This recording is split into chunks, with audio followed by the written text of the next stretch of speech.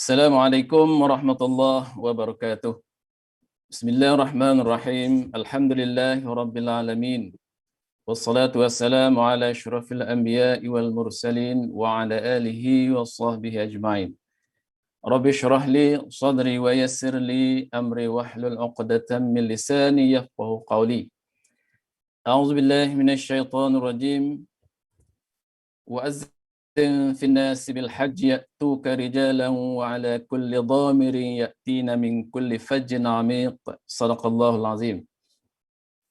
Alhamdulillah, kita bertemu lagi dalam program Road to Arafah dan kita tiba lagi dalam slot pengkissahan haji. Kita sebelum ini saya telah menceritakan sedikit sebanyak tentang sejarah awal umat Islam ke Tanah Suci, umat Islam Tanah Melayu ke Tanah Suci.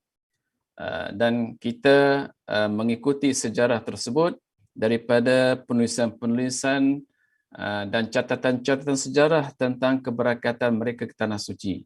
Dan mereka mengalami pelbagai pengalaman dalam pelayaran dan di Tanah Suci, dan kita mengambil iktibar daripada sejarah tersebut tentang bagaimana susah payah dan cabaran yang dihadapi oleh umat Islam dahulu untuk ke Tanah Suci.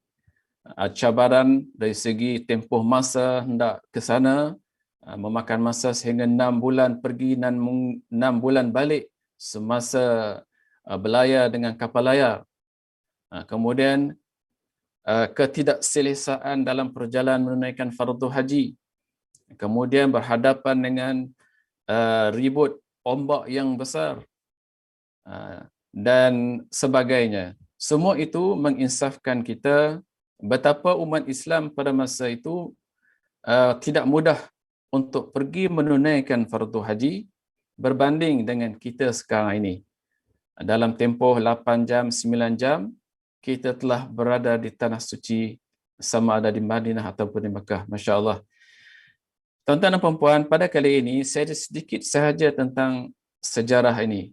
Kita kadang-kadang kita perlu lihat juga ke belakang sejarah, seperti mana juga di dalam Al-Quran, di samping perintah suruh dan perintah larang, ada juga catatan tentang sejarah dahulu. Semua itu supaya kita mengambil iktibar. Dan dalam pengurusan haji ini juga ada sejarah penting yang kita perlu tahu, lebih-lebih lagi di kalangan generasi muda kita, melihat bagaimana sejarah pengurusan haji dahulu sebelum daripada kita. Tuan-tuan dan puan-puan, pada tahun 1948, saya pilih tahun 1948 adalah satu tempoh masa tahun yang sangat penting. Kerana mulai tahun itu sudah mula ada institusi yang menguruskan jemaah haji. Sudah wujud institusi menguruskan kebajikan dan mengambil endah keselesaan jemaah haji kita. Dan ia merupakan satu turning point lah, peralihan melihat jemaah haji Malaysia atau jemaah haji Tanah Melayu ini mendapat perhatian daripada pihak pemerintah untuk dibaiki keselesaan dan kebajikan mereka semasa menunaikan fardu haji. Tetapi sebelum saya sampai tempoh tahun 1948 itu, saya nak lihat sedikit apa yang berlaku sebelumnya. Dan kita faham bahawa tempoh masa sebelum tahun tersebut ialah Tanah Melayu ini di bawah penjajahan British. Tuan-tuan dan puan-puan, selepas tamat Perang Dunia yang Pertama, seperti mana kita belajar dalam sejarah, berakhirnya Perang Dunia Pertama ialah tahun 1918. Selepas itu, iaitu 1918, belum ada badan yang diwujudkan di Tanah Melayu untuk menguruskan hal kebajikan jemaah haji. Jadi kemudian kerana satu perkara ialah pemerintah Inggeris pada waktu itu sudah tentulah Mereka ini menganggap bahawa urusan umat Islam ke Tanah Suci ini adalah urusan umat Islam sahaja, orang Melayu saja, dan tidak gemar waktu yang sama tidak gemar rakyat di tanah jajahannya untuk keluar negara, dan semua itu padanya tidak menguntungkan. Namun demikian, akhirnya juga dalam selepas itu mereka telah menganggap sampai masanya mereka cuba menunjuk muka dan memberi perhatian kepada urusan rakyat tanah jajahan mereka, iaitu umat Islam di Tanah Melayu, untuk pergi menunai, melihat di segi kebajikan dan sebagainya.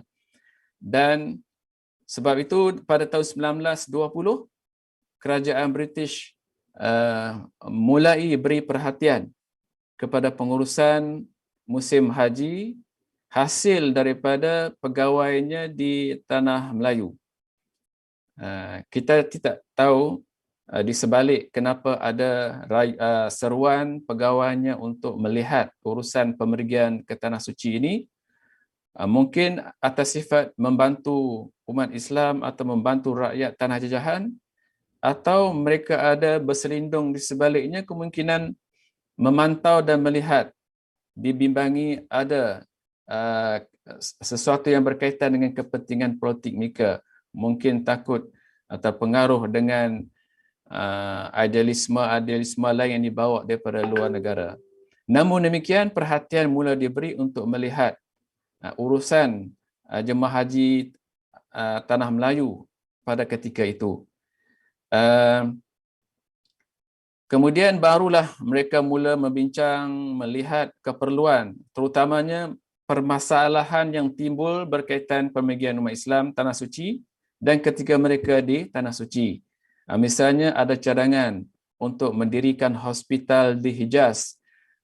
Sebelum ini sebenarnya oleh kerana India juga adalah sebahagian daripada tanah jajahan British pada masa itu, ada doktor-doktor India yang pergi ke Tanah Suci, berkhidmat di Tanah Suci Mekah dan di Jeddah juga, dan mereka juga memberi bantuan kesihatan perubatan kepada mereka jemaah haji daripada Tanah Melayu, sebab sama-sama merupakan tanah jajahan British. Dan mereka berpusat di pejabat konsulat, konsul kedutaan di Jeddah, British di Jeddah. Kemudian pada masa itu juga British mula melihat dari segi urusan bayaran kuarantin oleh syarikat kapal dibaiki, kemudian tambang kapal diusahakan dikurangkan, dan juga ada usaha-usaha untuk penyediaan makanan untuk bakal haji dan dalam semasa pelayaran. Dan juga sudah masalah pada masa itu ialah jemaah haji yang meninggal dunia di Tanah Suci, sukar warisnya untuk mendapatkan balik harga tiket jemaah yang meninggal. Kerana dalam tiket kapal memang tercatat bahawa sebahagian wang tambang kapal ini perlu dikembalikan jika disahkan meninggal dunia, jika jemaah haji itu meninggal dunia di Tanah Suci. Jadi kemudian selepas itu barulah pada tahun 1924, setelah menimbang tentang keperluan melantik seorang pegawai haji, maka seorang yang daripada kalangan orang Melayu, Tanah Melayu, orang Islam di Tanah Melayu dipilih dan dilantik sebagai pegawai haji. Maka pada tahun 1924, Encik Abdul Majid ataupun Haji Abdul Majid bin Zainuddin telah dilantik sebagai pegawai haji, saya sebutkan tadi, tahun 1924, dengan dibantu oleh seorang kerani bernama Wan Yusuf bin Wan. Cuma pelantikan pada 1924 mereka tidak dapat melaksanakan tugas dan tanggungjawab mereka di Tanah Suci kerana pada tahun itu berlaku tahun 24 dan 25 berlaku konflik politik ataupun perang Hijaz ketika itu, dan tugas-tugas mereka itu tertangguh. Juga saya sebutkan di sini, sebenarnya lantikan Tuan Haji Majid ini yang merupakan pegawai British adalah inisiatif daripada Jabatan Intelijen British. Namun demikian, apa yang saya baca, saya faham bahawa sepanjang pelibatan melaksanakan tugas sebagai pegawai haji ini, beliau tidak langsung melaksanakan tugasnya sebagai perisik dan sebagainya, tetapi lebih kepada perjuangan untuk memberi keselesaan dan kebajikan jemaah haji. Ini adalah pada tahun 1924 ketika beliau dilantik menjadi pegawai haji. Sedikit latar belakang Tuan Haji Majid ni seorang tokoh yang kita rasa perlu juga kita tonjol sebagai pegawai pertama yang melaksanakan tugas-tugas urusan haji ini. Beliau adalah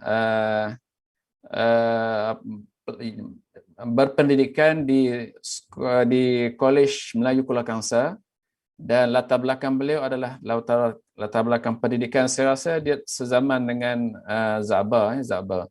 Dan dia juga seorang yang penulis yang banyak menghasilkan penulisan tentang pendidikan, dan sudah tentulah dia juga ada banyak juga menulis tentang sejarah haji, dan ada dalam jurnal-jurnal yang diterbitkan. Selepas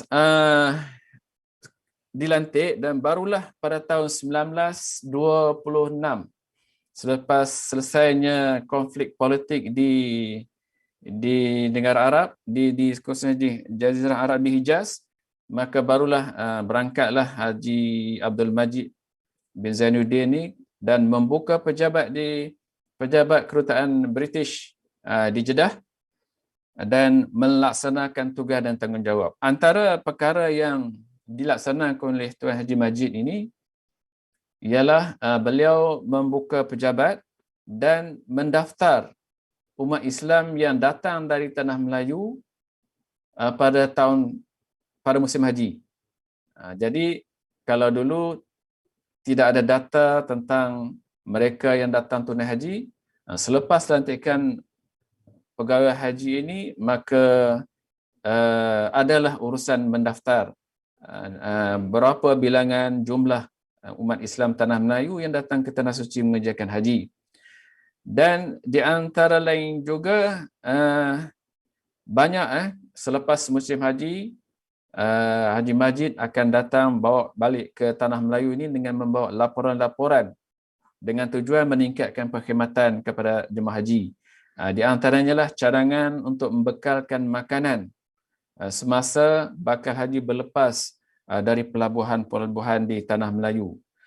Dan juga beliau juga melaporkan tentang masalah yang dihadapi sekembalinya di tanah air, seperti masalah pasport. Beliau timbulkan tentang pas jemaah haji. Perilaku syekh juga disebut sebagai masalah yang dihadapi pada ketika itu, dan juga urusan barang-barang jemaah haji. Di samping itu mendapatkan juga angka jumlah jemaah haji yang meninggal dunia. Sebab kita sebutkan tadi, masalah yang agak utama juga ialah mengembalikan wang tambang jika jemaah haji meninggal dunia.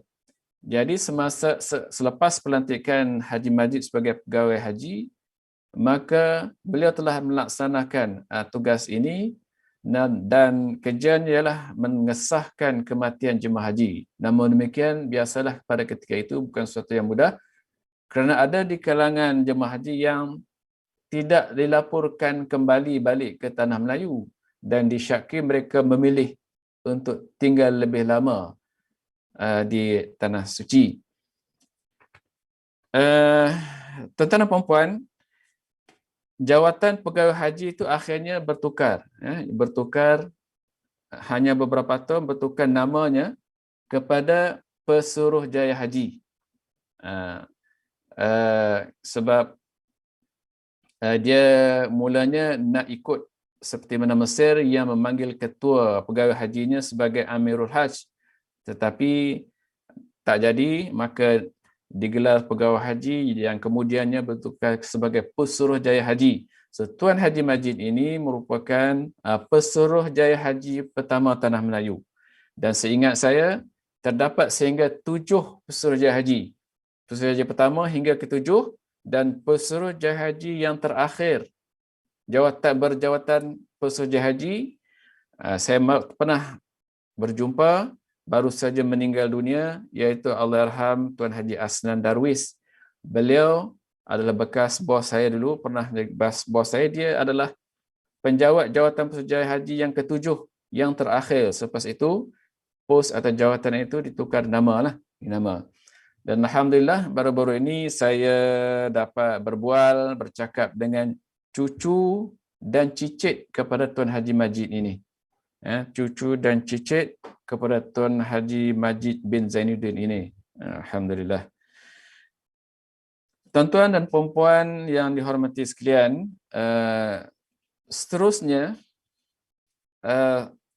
pada masa tersebut, umat Islam kita tahu bermula pemergian mereka dengan kapal layar, kemudian barulah bila mana kapal wap tercipta, maka kapal wap lah bagaimana jemaah haji kita bertolak ke tanah suci hinggalah kepada kapal enjin, berenjin. Cuma pada ketika itu, pada masa penjajahan British, pemerintahan British ini, banyaklah pihak-pihak syarikat kapal, khususnya pihak kapitalis barat dan pihak luar yang nampak ini merupakan sumber ekonomi, sumber kepada pendapatan mereka, maka mereka menyediakan kapal-kapal kargo. Jadi banyak dari dulu kapal-kapal yang bawa jemaah haji ini lebih kepada kapal kargo. Cuma dia modified sedikit kapal kargo ini menjadi kapal penumpang untuk membawa jemaah haji Tanah Melayu ke Jeddah.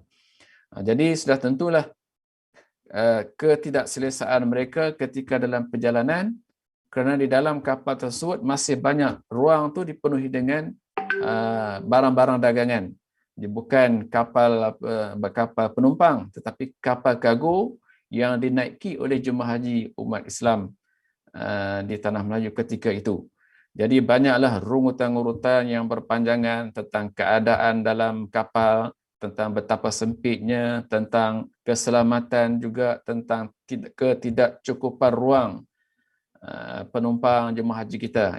Itulah kesengsaraan, cabaran yang dihadapi oleh datuk-datuk kita dulu untuk pergi menunaikan haji. Sehinggalah saya sebutkan tadi, masa turning point kepada urusan pemergian jemaah haji ke Tanah Suci apabila sudah muncul institusi-institusi yang melihat kebajikan jemaah haji.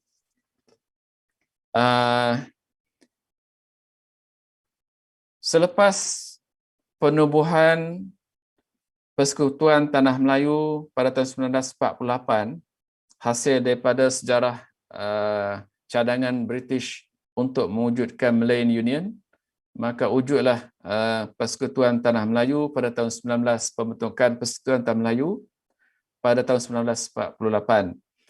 Semasa kewujudan Persekutuan Tanah Melayu ini, ada satu mesyuarat di kalangan menteri-menteri besar Tanah Melayu, Melayu bersekutu dan tidak bersekutu. Ada mesyuarat di kalangan menteri-menteri besar. Jadi dalam satu mesyuarat menteri-menteri besar ini pada tahun 1948, dia bawalah satu usul untuk membincangkan tentang kebajikan jemaah haji menunaikan fardu haji. Akhirnya dalam mesyuarat tersebut pada tahun 1948 dipersetujui supaya ditubuhkan satu jawatan kuasa yang dinamakan Jawatan Kuasa Penasihat Urusan Haji. Dan mesyuarat pertama jawatan kuasa ini berlaku pada tahun-tahun berikutnya, iaitu 1949, mesyuarat yang pertama yang dipengerusikan secara bergilir-gilir selepas itu oleh di kalangan menteri-menteri besar. Jadi mesyuarat pertama jawatankuasa ini pada tahun 1949 dipengerusikan oleh Menteri Besar Perlis ketika itu. Jadi ahli-ahli lain terdiri pada pihak-pihak yang berkepentingan dan terdapat seorang setiausaha. Dan akhirnya hasil daripada inisiatif jawatankuasa ini, bila tertubuh jawatankuasa ini, banyaklah perkara-perkara yang melibatkan penambahbaikan urusan umat Islam Tanah Melayu pergi menunaikan fardu haji. Saya tengok dalam senarai panjang dalam buku-buku catatan sejarah tentang banyak perkara yang telah dilaksanakan oleh jawatankuasa ini. Cuma jawatankuasa ini selepas beberapa tahun, iaitu pada tahun 1951, maka pejabat hal ehwal urusan haji ditubuhkan di Pulau Pinang. Kenapa Pulau Pinang? Kerana pelabuhan Pulau Pinang ketika itu antara pelabuhan penting tempat pelepasan jemaah haji dengan kapal laut ketika itu. Dan pejabat ini, pejabat hal ehwal urusan haji di Pulau Pinang inilah merupakan antara inisiatif jawatankuasa tadi, dan setiausaha jawatankuasa tadi adalah pegawai ketua pejabat kepada pejabat urusan haji ini, dan gelaran jawatannya ialah pegawai pengawal urusan haji.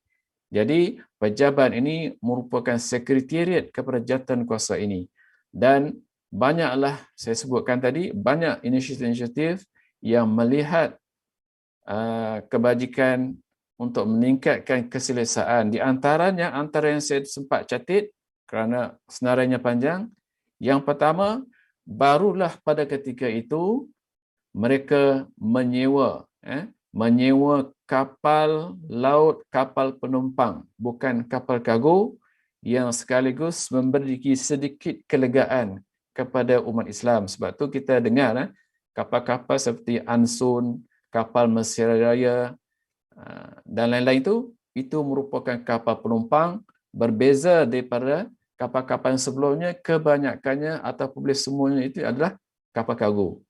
Jadi tuan-tuan, di antara lain, itulah di antara tugas dan tanggungjawab yang mereka laksanakan, iaitu menyewa kapal yang lebih baik dan meningkatkan perkhidmatan dalam kapal.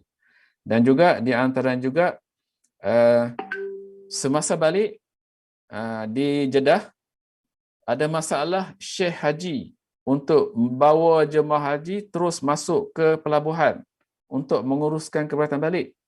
Syekh tak boleh masuk. Maka timbul masalah kepada jemaah haji kita. Akhirnya atas inisiatif jawatankuasa ini lantik pegawai-pegawai dan menjadi penyelia atau anggota yang melihat kebajikan jemaah haji semasa di pelabuhan. Dan juga antara inisiatif lain juga, jawatankuasa ini memperkenalkan perkhidmatan makan minum semasa pelayaran. Maklumlah pada masa dulu jemaah haji kita pun dengar masak dalam kapal. Bila masak sudah tentulah terdedah kepada keselamatan. Jadi untuk mengelak terjadinya kebakaran dan sebagainya, maka satu perkhidmatan makan minum di semasa pelayaran diperkenalkan. Dan yang penting juga, jawatankuasa ini telah mengadakan pejabat urusan haji di Madinatul Hujaj. Di Madinatul Hujaj ni, di Jeddah ni merupakan tempat persinggahan jemaah haji tiba di pelabuhan Jeddah, dan di situ tempat mereka singgah dan duduk sementara semasa balik atau semasa dah sampai ataupun nak balik, sementara bertolak ke Mekah ataupun ke Madinah.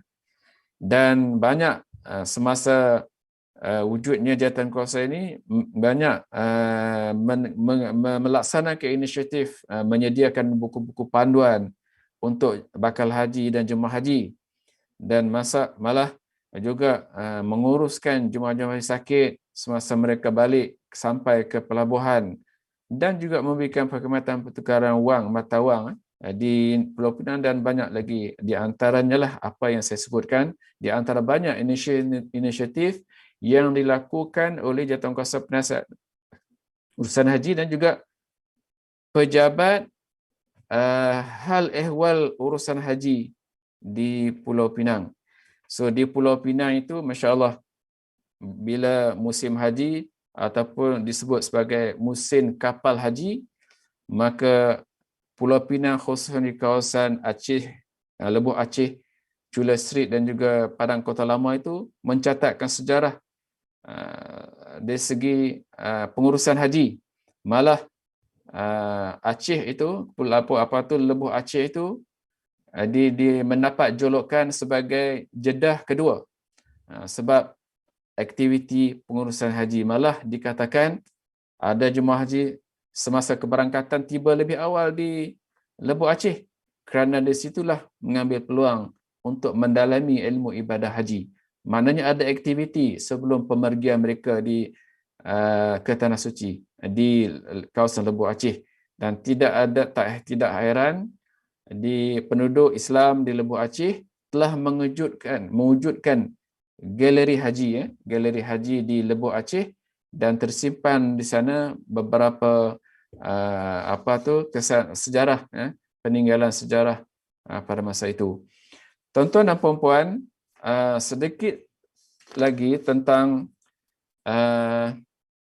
sejarah kewujudan institusi haji. Okey, di sebalik kewujudan pejabat urusan haji, di sebaliknya ialah berlaku satu senario umat Islam di tanah Melayu, iaitu bagaimana mereka membelanjakan wang untuk tujuan pergi menunaikan fardu haji. Seperti kita tahu bahawa umat Islam merasakan keperluan untuk menunaikan haji sebagai kewajipan mereka dan keturjaan mereka sangat amat tinggi. Sebab itu, walaupun pada masa itu kos untuk menunaikan fardu haji itu tinggi, maka mereka berusaha sedaya upaya untuk menyimpan wang bagi membolehkan mereka menunaikan fardu haji. Tetapi pada waktu itu tidak ada mana-mana institusi keuangan. Kalau ada pun bank yang sangat dikaitkan dengan riba. Jadi waktu itu umat Islam tidak memilih untuk menyimpan di bank-bank, maka mereka menyimpan secara tradisi, semisalnya di bawah tilam, dalam tempayan dan sebagainya, untuk menyimpan, mengelak daripada simpan dalam bank. Malah ada juga yang memelihara binatang ternakan, dan akhirnya bila besar jual binatang ternakan, wangnya digunakan untuk menunaikan fardu haji.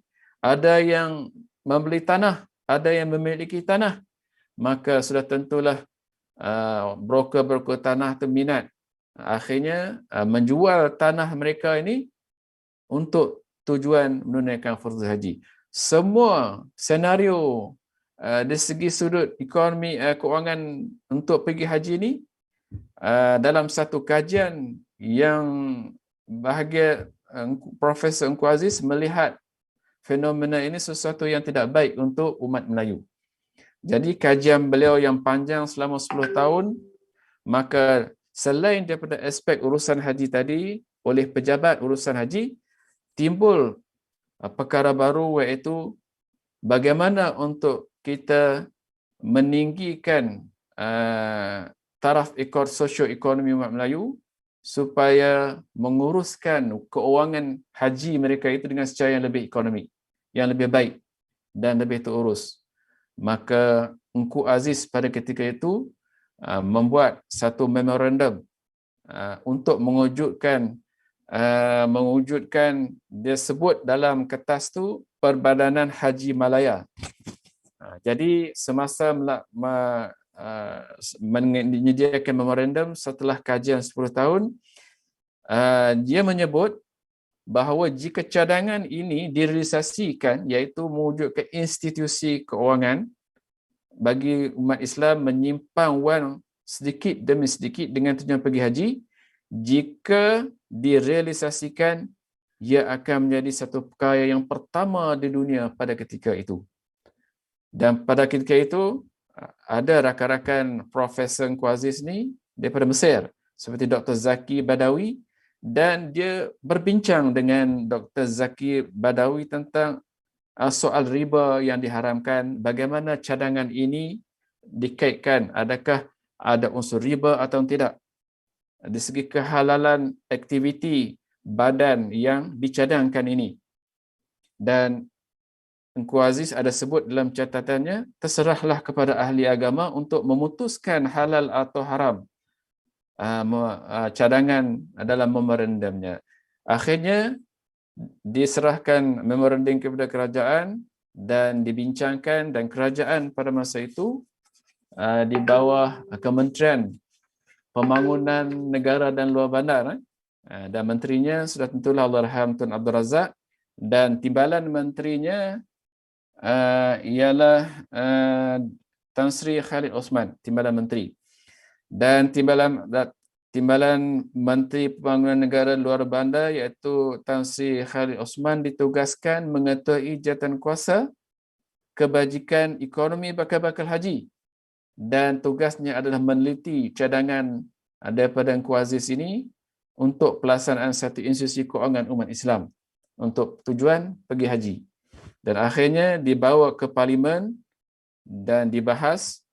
Saya ikuti perbahasan dalam Parlimen berkaitan dengan cadangan ini. Ada jugalah yang ahli Parlimen yang tak sedang hati kerana kelewatan mengedarkan kertas cadangan ini.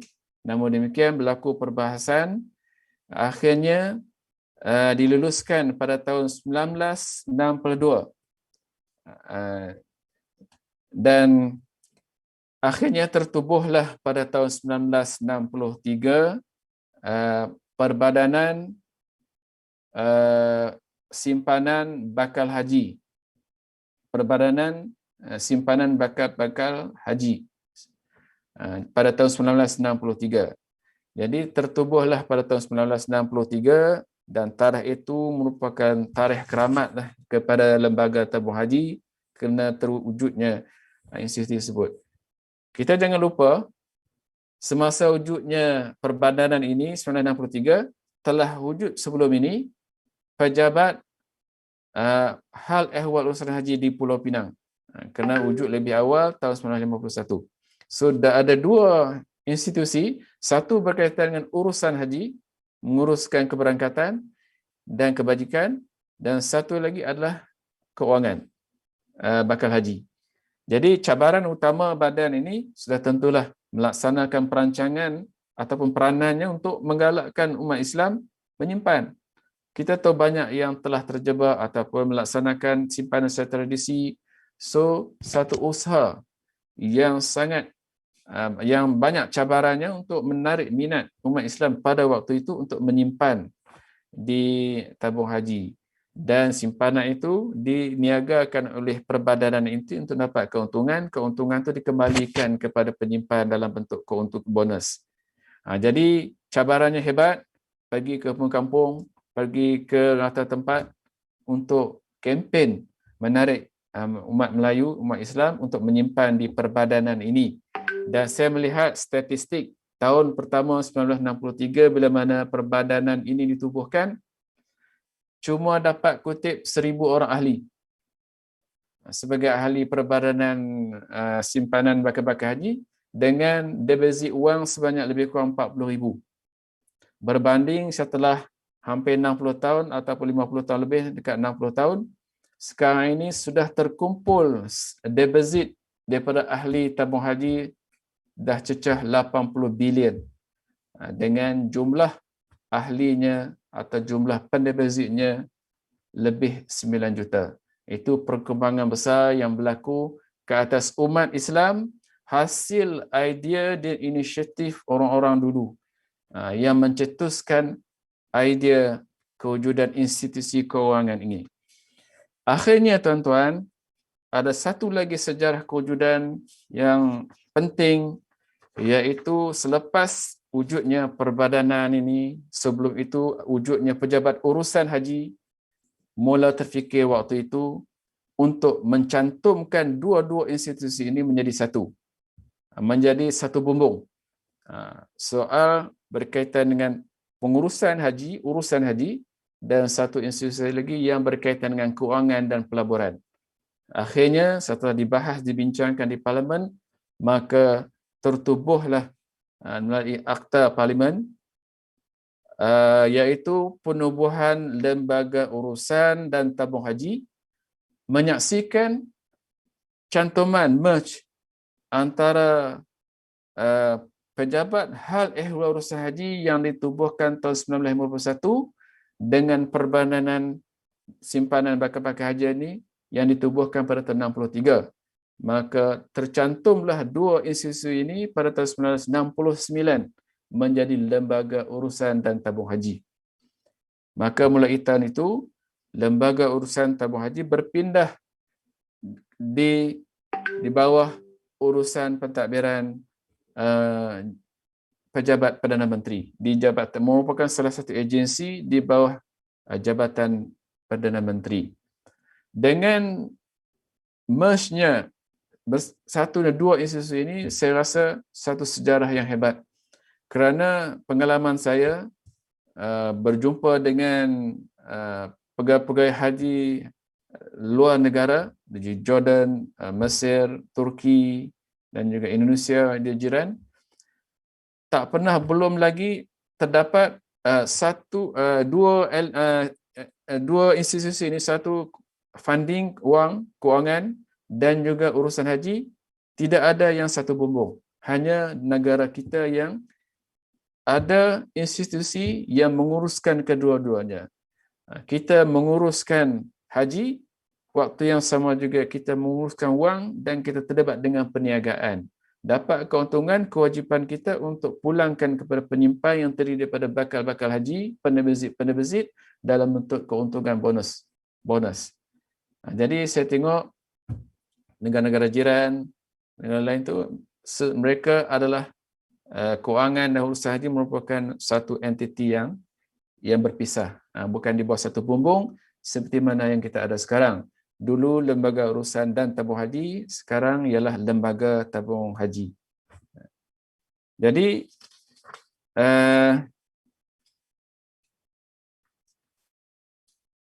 itulah sedikit sejarah yang saya berikan tajuknya, iaitu sejarah institusi kewujudan institusi pengurusan haji yang saya nak kongsikan pada hari ini. Jadi sekian dulu, mungkin insya-Allah kita bertemu pada slot yang akan datang dengan tajuk yang lain pula yang berkaitan dengan haji. Sekian, Assalamualaikum warahmatullahi wabarakatuh.